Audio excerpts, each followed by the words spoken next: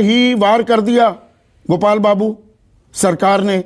1977 के बाद का सबसे कम ब्याज दर पीएफ पर।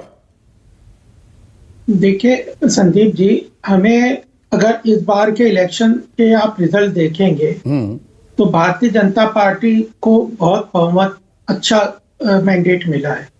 उसका एक कारण क्या है कि जो आर्थिक विषय जो है ना, वो अर्थव्यवस्था को ध्यान में रख के डिसीजन लिए जाते हैं। आरबीआई ने अभी क्या कहा है कि इन्फ्लेशन जो है वो एक बहुत बड़ा चैलेंज है।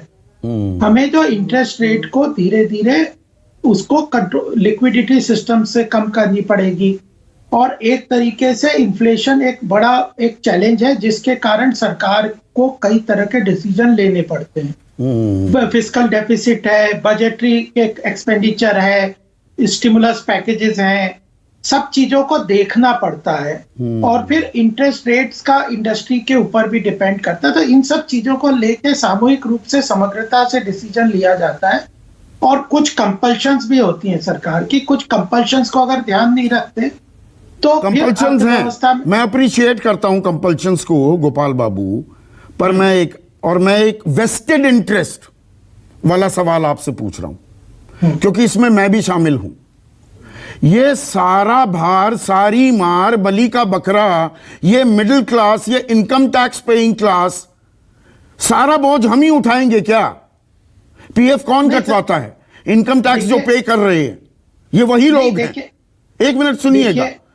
तो मुझे ब्याज दरें कम मिलेंगी, टैक्स मैं पे करता ही करता हूं, उसके अलावा मैं 120-110 रुपए पेट्रोल डीजल की कीमतें चुकाकर हटाई हूं, 1000 रुपए का मैं गैस सिलेंडर भी खरीद रहा हूं, 225 रुपए का सरसों का तेल भी खरीद रहा हूं। मेरे पास अथाह पैसा है क्या? मिडिल क्लास ने क्या एक मनी ट्री लगा रखा है अपने घर में?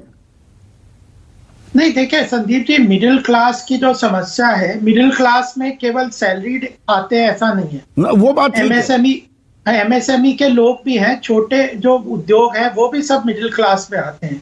अगर उन लोगों को स्टिमुलस देना है, उन लोगों को सरकार को इंफ्रास्ट्रक्चर देना है, उन लोगों को फिस्कल स्टिमुलस पैकेज देना है, और फिर फिस्कल डेफिसिट को भी कंट्रोल में रखना है। अगर सरकार फिस्कल डेफिसिट जो ऑलरेडी 6.8 और 9% के बीच में है उसको अगर कम नहीं करती तो इन्फ्लेशन और भी बढ़ जाएगा।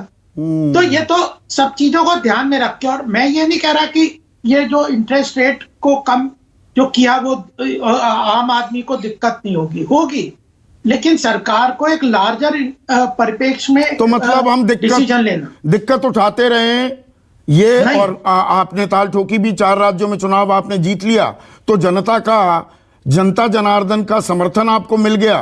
तो समर्थन के नाम पर पहले ही 84% लोगों की आमदनी कम हो गई, अब बचत में भी कटौती के लिए हम तैयार रहे। नहीं संदीप जी, समर्थन क्यों मिला मैं इसका आपको एनालिसिस करने को कह रहा हूं। समर्थन इसलिए मिला कि सरकार के अर्थव्यवस्था को और लार्ज भारत के इंटरेस्ट को ध्यान में रखते हुए, ग्लोबल पर्सपेक्टिव को ध्यान में रखते हुए डिसीजन लेती है। अब वैक्सीनेशन का ही आप देख लीजिए, वैक्सीनेशन 180 करोड़ लोगों को वैक्सीनेशन सरकार ने फिल्म फ्री में दिया है। तो जहां पे आवश्यकता है, नहीं, ये देखिए, पूरे 180 करोड़ को कोई फ्री में नहीं दिया गया।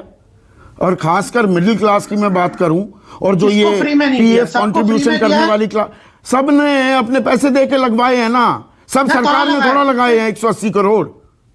अरे जो मैक्सिमम लोगों को फ्री में लगे हैं, कुछ लोगों वो बात मैं मानता हूं, मेजॉरिटी को फ्री में लगे हैं, पर माइनॉरिटी भी इनसिग्निफिकेंट नहीं है, लगाने को तैयार थी। जो खुद पैसा देके जो सक्षम है, अब तो उज्ज्वला गैस के अंदर भी सरकार सिलेंडर देती है, लेकिन जो लोगों को कहा है ना कि आप बिना उसके लेना चाहते हो, बिना सब्सिडी के, तो सक्षम लोगों की कमर टूट रही है। अरे 90 करोड़ लोगों को फ्री राशन इतने साल, लगभग कितने समय से दे रहे हैं? हाँ, 2 साल से, या कितने दिनों से दे रहे हैं? 2 साल। 90 करोड़ लोगों को राशन दे रहे हैं, मनरेगा में पैसा दे रहे हैं, किसान सम्मान निधि में।